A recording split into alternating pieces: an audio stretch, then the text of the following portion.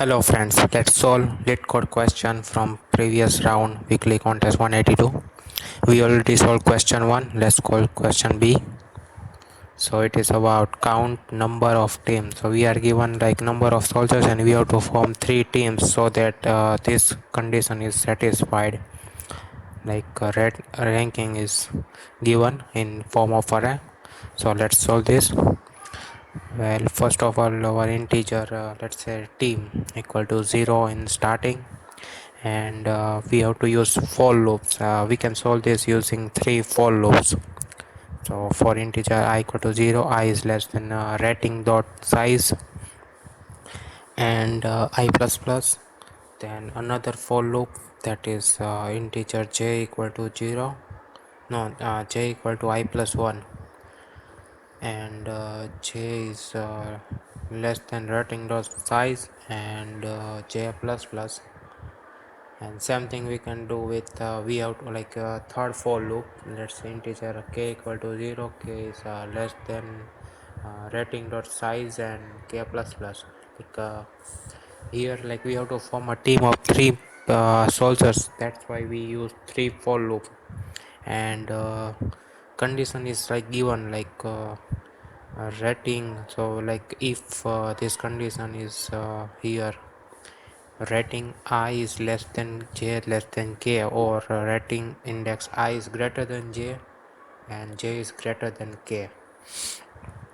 So like we can write this in form of like if rating I is less than j and operator, rating j is less than rating k, or there is another possible condition is like we use or operator, and here is rating of I is greater than rating index j and and rating j index is greater than rating at kth index.